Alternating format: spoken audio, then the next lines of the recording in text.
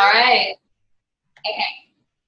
So I think like the first thing I wanted to do, since I don't know you guys well, is kind of tell you a little bit about my story and how I came to Beachbody and how um, I kind of like split my experience of coaching into like two completely separate phases. And so how I came to find myself here, where I am now, which is a much more committed phase than I was in the beginning. So I guess like back to the very beginning, when I was engaged, I joined like 2 or 3 challenge groups with my upline before my wedding. And each one I joined and then I quit. I didn't answer any of her messages for like a month, and then I would join and then quit again. And so I believed in the products, but I really wasn't investing myself or letting myself believe in the community. I was kind of just using the accountability to get me through a challenge group, and then I was like stepping away from it. So during that time, I never used Shakeology either.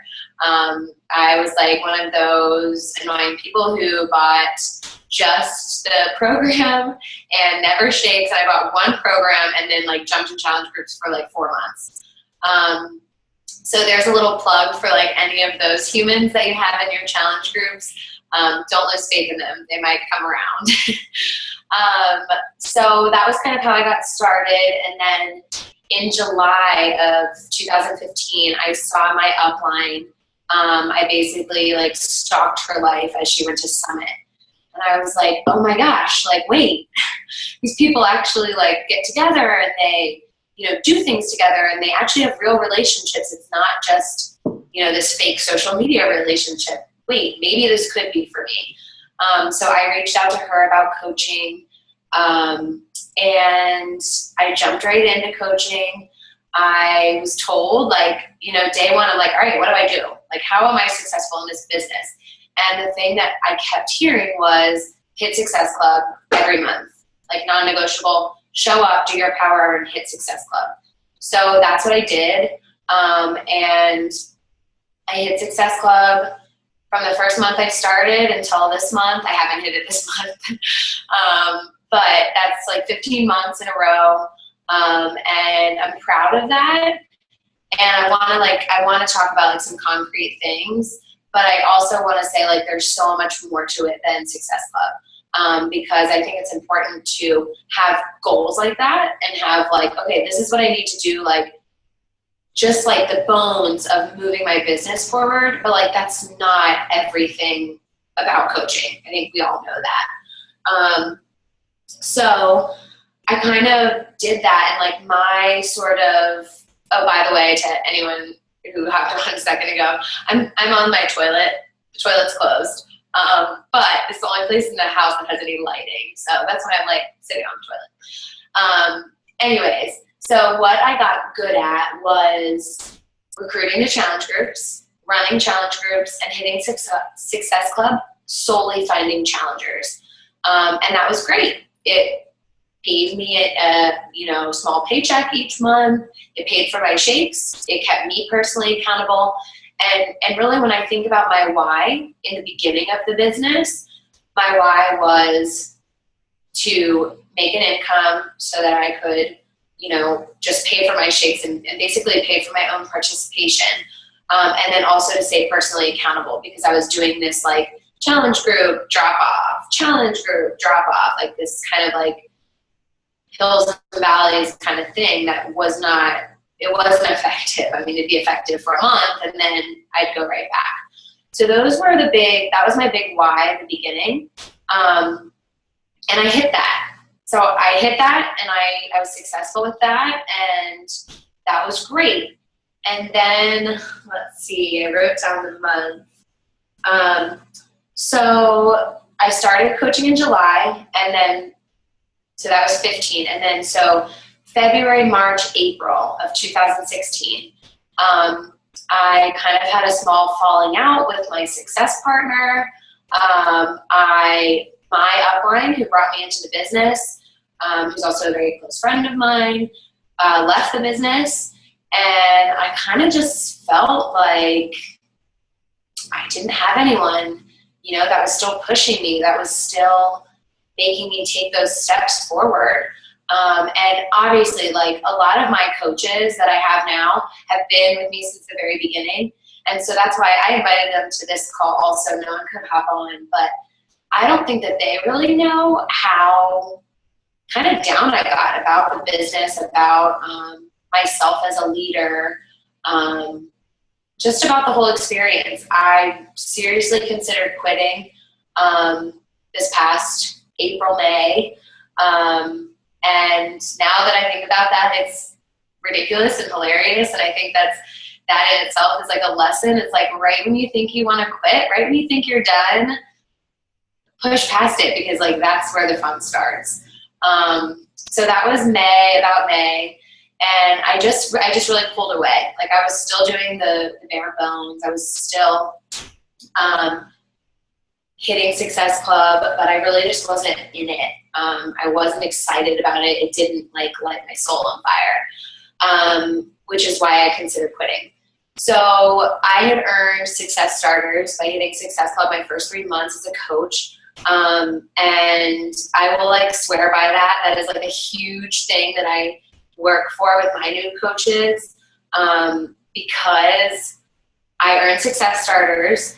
And then right as I'm about to quit the business, when it would have been way too late to buy a ticket to Summit, I'm going, I have a ticket. Like, why don't I just go? I should just go. And I just had this like thing in the back of my brain. I can't describe it. I know that's obnoxious when people say they can't describe something, but it was just like this nagging feeling in the back of my brain, like, get your butt to Summit. And I ignored it. And literally on Wednesday, Summit had already started for like elite coaches. And most of the people that were there were already there. So like the Wednesday of Summit weekend, I started texting a couple people who were there or who were like on their way there, and was like, okay guys, like, I want to be there. I have to be there. Like, what am I doing? Why am I not there? So total last minute thing. I got in my car from Pennsylvania, left work early, like just like literally left my job, was like, I have to go, and drove through the night all the way to Nashville. And it was like 13 hours or something. I got there literally at 5 a.m. and went to the core. It was awesome. That's like where you shop and buy a bunch of shit. Anyways, so it was like this thing in the back of my brain that was calling me back to it, that was telling me, like, get your butt there. And I'm not even sure how to explain it, but Summit was life-changing. So that's something for you guys if you haven't been to Summit, or as you start to bring on coaches, like, get them to Summit. Do whatever you can to get them to Summit. It's ironic kind of, because it's what made me sign up to be a coach. And then again, 1 year later, it's what made me recommit to being a coach. It was life-changing. It just, seeing people in person, hearing speakers, seeing that all of those people came from, nothing and then built this business is so inspiring. So it was kind of funny having Noelle ask me to talk about, yay! Wait, sorry, I have to figure out how to see chat. Oh my gosh, that makes me so excited. Okay, well, I will see all three of you at Summit next year then. Clara, that is awesome. You have got to like dig deep and freaking get it. You got it, girl. That's awesome. People, that makes me happy. two people. So, I don't know if Clara can see chat when she's on her phone. Yeah. Oh. What's going on? I sent a message. So Noelle sent a message that said, Megan and I have our tickets and Clara is 2 people from Success Starters. And that is awesome. You gotta just do it, girl. Believe that you can, because Summit is life-changing. Cool. So I think everything really changed for me at Summit this past summer. I got another little seed in the back of my brain that like this could be a real opportunity, and I wanted to do something with it. I have always struggled because I love my job. I'm an occupational therapist. I love what I do.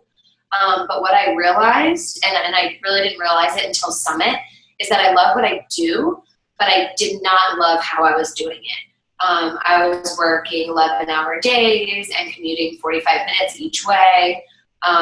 Didn't really have a management that supported me, so I was just unhappy. And Beachbody has kind of become my vehicle to do whatever the hell I want with my life. And so that kind of like brings me into like the second phase of my why, is that I want to build my Beachbody business because I want to have that freedom and that flexibility to make choices in my life that I'm making because I want to make them, not because I feel like I have to for income or, to grow my career. All of those things. Like I just want to do what I want to do. And feeling that feeling of starting to be able to do that, I'm not there yet, is so great that like that is what I want to pass on to my coaches. And that is like my goal when I'm mentoring someone. It's like, what sets your soul on fire? Let's work towards that.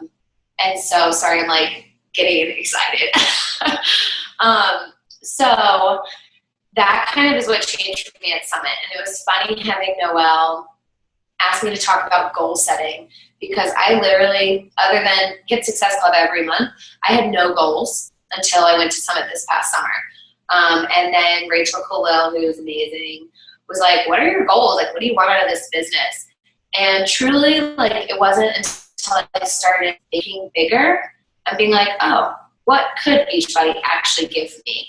Not like, what do I think I can get from Beachbody, but like, what do I want and what could I possibly have? Like, these are dreams and goals. Like, I challenge you guys to kind of like lower the margin in between the two and dream, and then set that freaking goal no matter how big it is. So that is funny that Noelle kind of asked me to talk about that, and I'm still very new to goal setting. But now one thing that I do is at the end of every month, I kind of have like a little, sure, yeah. So Noelle asked me to give examples of my goals. So at the end of every month, I set goals. And so I will kind of evaluate how my month went. Where am I on income? Where am I on, how are my new coaches doing? How's my challenge group going? What coaches may need like a little more help with something. So I kind of evaluate first, and then I set goals for the next month. And I set goals in, I wish I had my paper with me.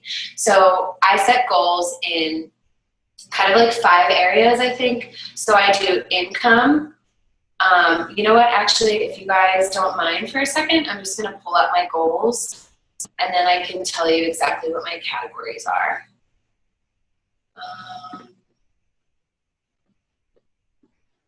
Sorry.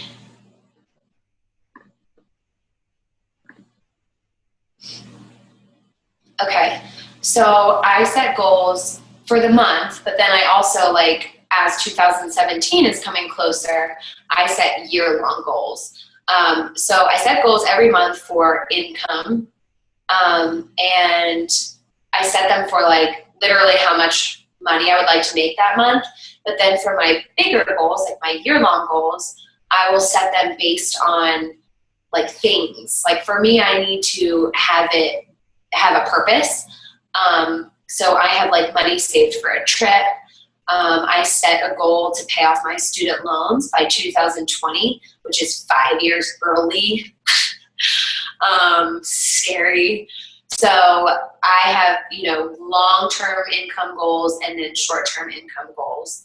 And then the second category I do is my team. So one of my, kind of an example would be like for the month, if someone is really close to like hitting a rank advancement, I'll like set a goal for myself written down that like I want this person to hit this goal or hit this rank, so that I'm focused on, their growth and their advancement as much as my own. And then as far as the year-long goals for team, I have things like sponsor 5 success starters. Like that's huge to me, like I've already talked about. I have a goal for the number of people on my team that I would like it to be at Summit. I have goals for people advancing on the leadership ladder.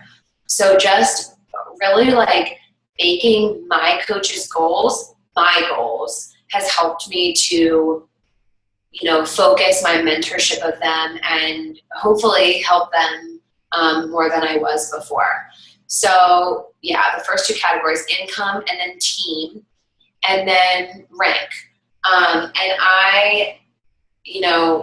a question you need to ask yourself and a question that Rachel asked me was, what is more important to you, income or rank? And it sounds really simple, like, duh, income, but really think about it. Because there's a lot of things that come with rank. There's a lot of, perks to it. There are some places where like advancing in rank is how you make more income. So they're tied a lot, but you guys need to each become really clear on whether income is more important to you or whether rank is. And for me, income all the way. That's how I'm going to build financial freedom for my family, period. That's my goal. And so there have been really hard times in my business where I have to make a choice between, maybe like genealogy placement, where like, okay, no, period, I'm going for income, so I'm not going to hit that rank. So, that's a whole other conversation. But so rank is, on there for my monthly goal, and then it's on there for my yearly goal. And I run my spouse's account, I run my husband's account, and so I have rank goals for his account as well, because that's going to boost my business. And then within rank, I have things like I'm working towards Success Club All-Star Legend, which is 24 months consecutively. I'm working towards a rank on the leadership ladder, that sort of thing. So then the fourth category are shiny things. So I kind of like laugh at myself sometimes because for some reason, like these shiny things distract me so much. Like I'll have these goals and I'm all honed in on my goals, and then it's like, ooh, Success Club trip. No, I want to like go towards that. Or like, ooh, this thing over here. So I think again, it's really important to like hone in on like what your goal is and like do what you need to do in your business for your goals. Like don't get distracted.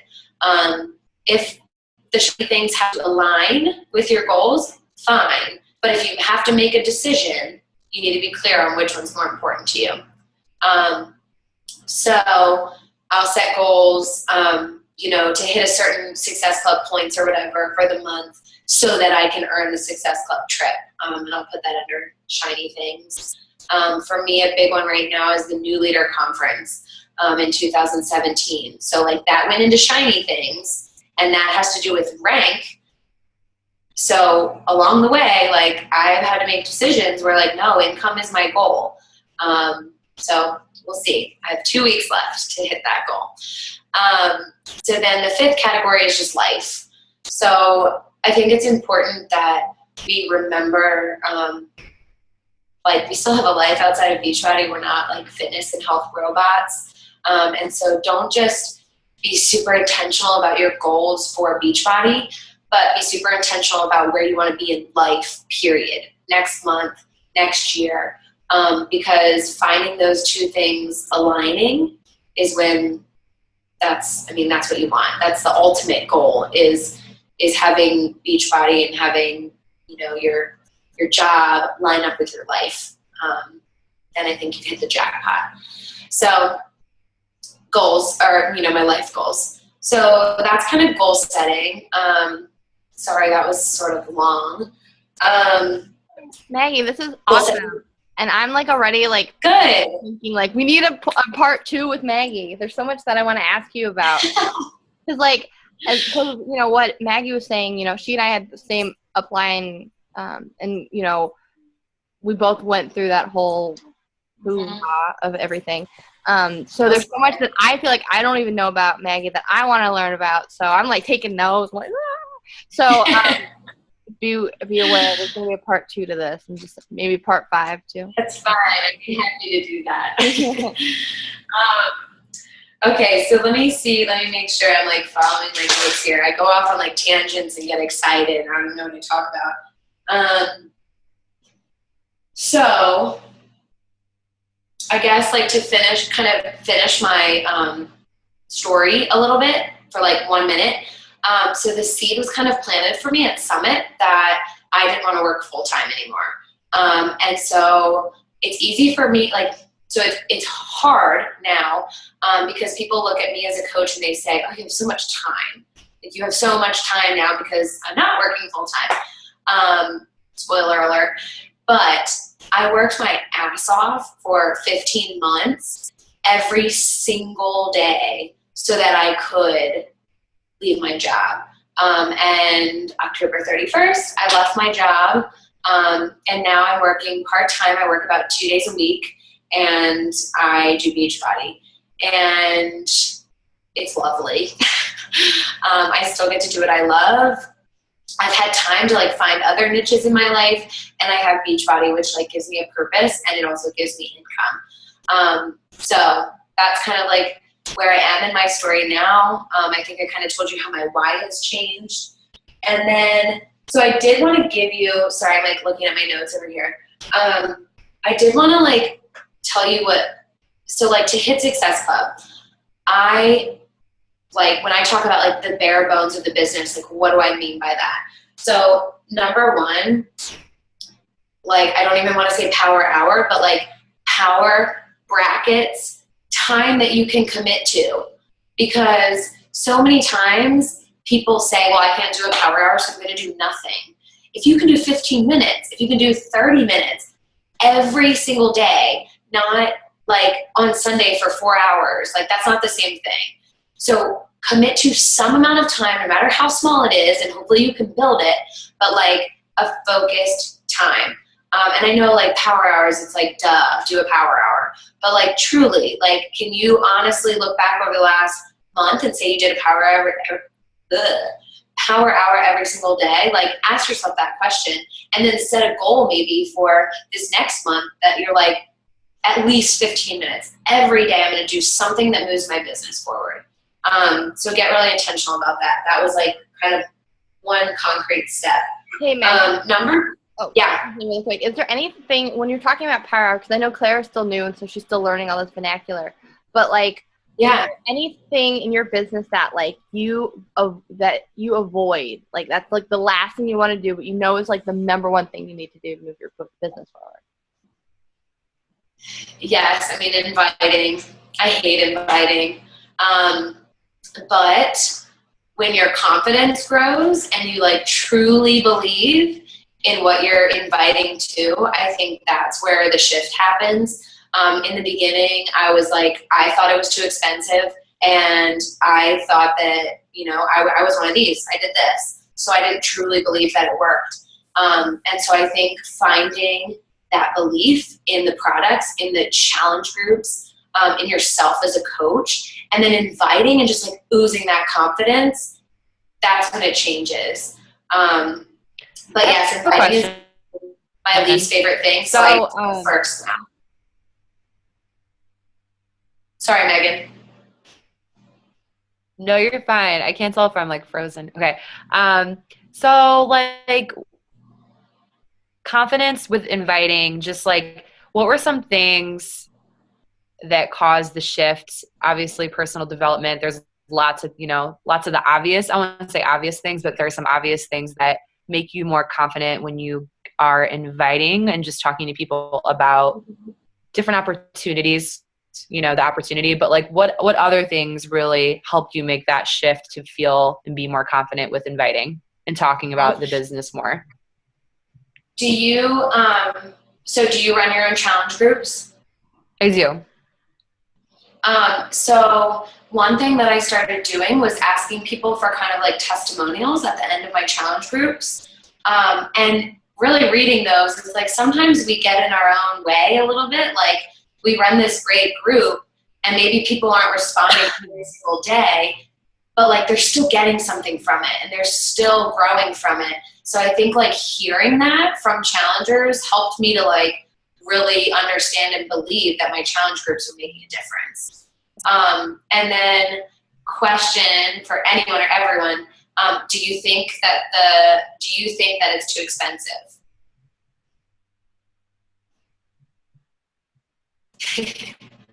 No. No. The caveat to that is, okay, Megan, do you think it's too expensive? No. No. No, you mean like Shakeology? Like Shakeology? Yeah. Oh, like a challenge pack. No, okay. I did. Right. I did so maybe like brainstorm for yourself, like what made you realize that it wasn't too expensive?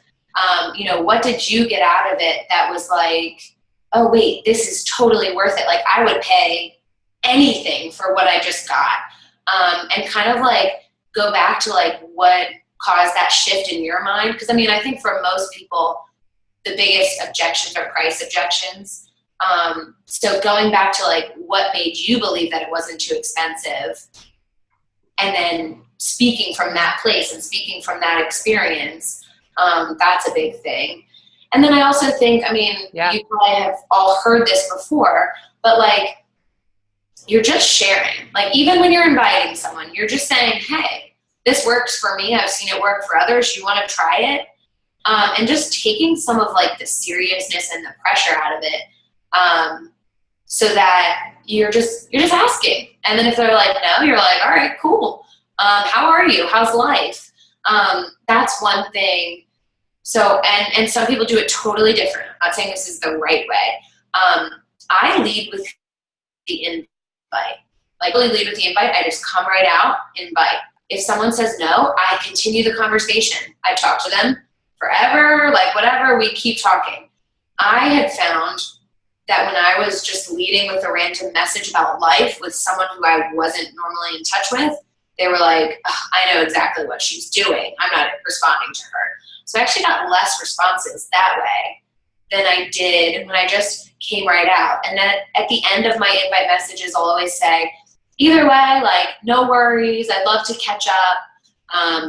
Thank you so much for like your support on my page or something. So just kind of, let me find one.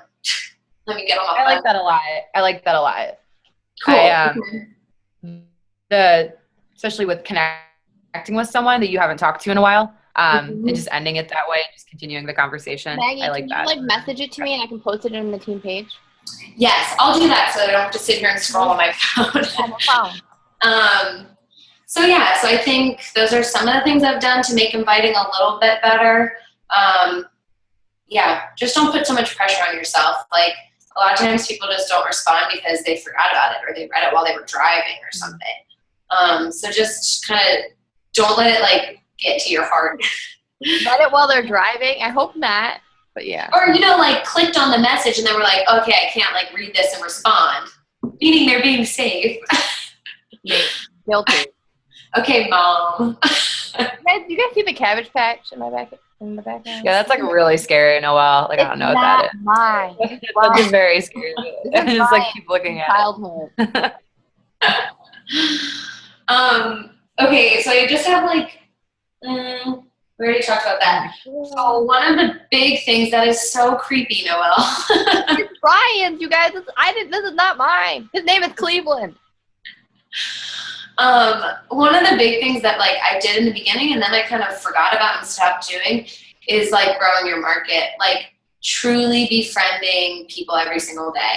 I have over 3,000 friends on Facebook, which is like kind of crazy. They only let you have 5,000, so I don't know what I'm going to do when I get to that point. Like unfriend boys, I don't know. So, but like constantly friending new people. And then do you guys, do you guys make lists on Facebook? So you friend people, like when you friend someone and then like you see that they accepted your friendship, I always put all of my new friends into like a new friends list. So if you don't know how to do that, Noelle, maybe you can show them how to do that. That's like such an awesome tool because then you can basically Facebook stalk, but in a like concentrated way. So then I would go in and click new friends, and then I'd have a whole news feed of just new people I'd added. So then I'm like interacting with them. That's an awesome thing to do. And then another big thing that I feel like maybe you guys could like have a call on or something, or like Noelle just like personally mentor people, but like just working on your conversations. A lot of times I am just like wondering where the breakdown is, and what I find out is like, oh my gosh, if they had just worded like this little thing a little bit differently, like I think this whole conversation would have gone different. So really getting kind of, you don't want to have a script, but getting specific and comfortable with like how you respond to everything. And do you guys know about like Liz Harkey's How to Handle Everything? Do you have that, Noelle? Yeah. So that's like an awesome thing I share with my coaches, just like how to respond to like, no matter what someone comes at you and says, like it's. Have you seen the Bonnie Engel one? It's really good. I'm going to send that to you. I'm going to share it in the group to everyone. It's really good too. Yeah, that would be awesome. Like, Danielle and I created an overcoming objections document that kind of condensed like a little bit of everything, but we just found the Bonnie Engel one, which is really good. So remind me to send that to you. Yeah, will you send both of those to me? Yeah, it's absolutely. Thanks. Yeah. Awesome. So yeah. And then I think like those are like more concrete. This is like, the fluffy one, but I truly believe it. You have to believe that you're going to succeed. I mean, really, because if you believe like it's the 14th of the month, like I haven't hit Success Club yet, I'm not stressed out because I know that I'm going to hit it. Like I just know that I am. And I really think that mindset, that's how I talk to people. If you just know you're going to hit it, and then also know that like if you don't hit it, oh well, you'll hit it next month. You can't let your conversations be affected by your ability to hit Success Club. So having that confidence and that calm of like, I'm going to let this conversation go as long and as slowly as it needs to until this person feels comfortable, because I'm not worried. I know that I can do it. Let's focus on this person. I think that helped me a lot. In the beginning, I felt like I was really like rammy and like, okay, great. Are you ready? I'm going to send you the link. And then like, no, they wouldn't look at the link. They'd never text me again or message me again. And it's like now, like I will draw my conversations out so long, like asking them questions until they ask me more questions, to the point of like, okay, Maggie, how the heck do I just sign up? Like I know everything. So I think that that's huge. And I think that in order to do that, you have to have confidence in yourself and almost like remove that, like, I need to hit Success Club, and focus on the person. Maggie, have you ever shared like a successful conversation that you've had? Yeah, so my coaches and I just did a call, and I actually didn't record it because I like went into all my messages. But we did a call where and we all did it actually, like where like I screen shared and just like showed conversations. But then another thing that might be helpful for you guys, we did a Google Doc, and people would post, and they would just remove the names then, but they would post a conversation in the Google Doc, and then I or anyone who felt like they had feedback on it would go into the Google Doc and type like, I might have said this, or like, next time why don't you try saying this? So it's almost like a how to handle everything, but like in actual situations that were happening with the person. So that was really helpful. That could be something you guys could set up. But yeah, I think that's. Any questions for Maggie? Hi, Jordan.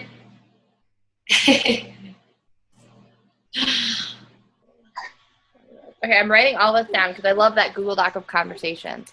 Because I've done I've screenshotted certain conversations, but I like this because it's very active. Yeah, and so now it's just like a running document. I think after doing this call, I'm like, I need to remind people to like go back in there because it's been a little while. But the point of it was to be like a running conversation of like crap, I don't know how to handle this. And it's always open for people to give feedback. So. Well, does anyone have any questions? Clara, do you have any questions? Edward, do you have any questions? What? Oh, that's what her name says. Giving her a hard time. If you guys, Clara, are you saying something? I was just laughing. Oh. If you guys, I really think that I kind of want to dive deeper in talking about recruiting with Maggie. So maybe we'll do another call in the next couple weeks. So thank you so much for jumping on with us, Maggie. It means so much. You're welcome. Thank you, Maggie. Thank you. Nice to see all you guys. We'll see you at Summit. Okay, yay! Can't wait. Yay. Bye, guys. Bye, guys. Bye.